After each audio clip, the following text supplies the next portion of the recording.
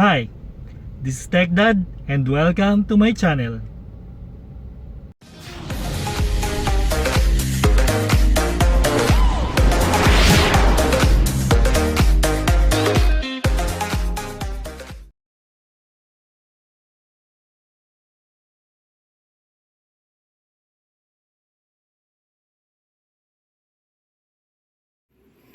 Hello again mga ka-Tech Dudes and Tech Dudettes. So for today's video, maglalagay tayo ng fog light dun sa may bandang harapan natin sa lower part. And ito nga, may nabili tayo na fog light. Yung isa white, yung isa parang blinker, and yung isa is yellow. Kasi yung isang fog light natin, yung ilaw niya, yung bulb niya, pundido na. So might as well palitan na rin natin ng parehong kulay kasi nga gusto ko yellow, so mainly purpose is para maging yellow yung fog light natin para pag umuulan mas malinaw siya pag sa gabi. Bali ang binili nating fog light is yung HB4 or 9006, yun yung model number niya. So pareho lang naman yun, yung HB4 saka 9006 or 9005. So para siyang H4 din kasi nga ito yung parang suksukan niya, ganyan. And ito naman yung pinaka loob niya. So halos same naman yata para yung HB4 saka 9006 ng socket. Bali kaya tayo magpapalit ngayon kasi nga yung isang bulb natin is pundido na.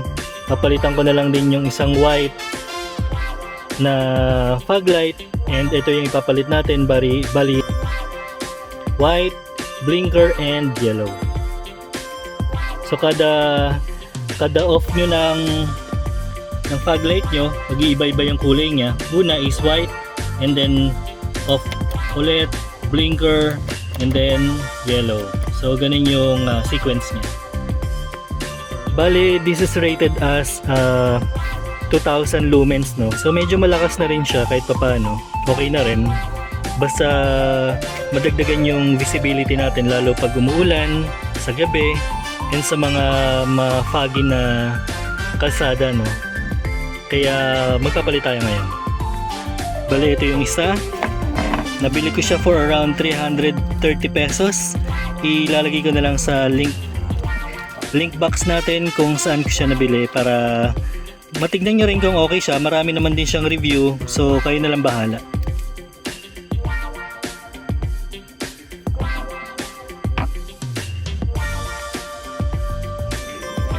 Bali yan yung fog light natin. So isa lang yung gumagana, and yung isa pundido na. Kaya magpapalit tayo ng bulb ngayon. So ang gagawin natin is dudukutin lang natin siya. So unahin natin to. Bali isa lang pala yung tinanggal ko na clip dito. Ito lang. Dalawa pala. Yung nandito and yung isa na nandito sa ilalim. So nandyan. And ayan, no.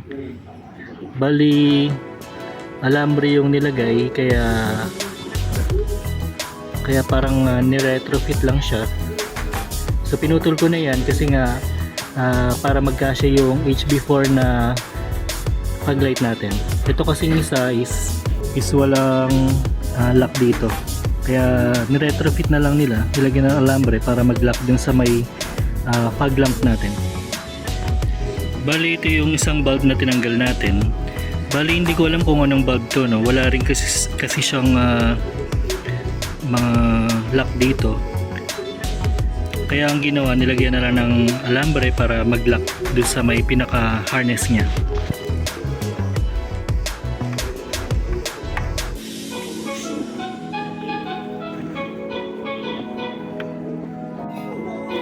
Yan yung white. Yan naman yung blinker. Yan naman yung yellow. And blinker ng yellow. Bali ganun din dito sa kabila. Ayan, naka-alambre siya. So ayan, tatanggalin na lang natin yung alambre niya. Bali ang pagkabit naman, instead na ganito, is dapat ganito. Kasi may lock yan dito eh. So maglalak siya dyan pag pinasok nyo. Balikin nyo na yung tsura ng fog light natin.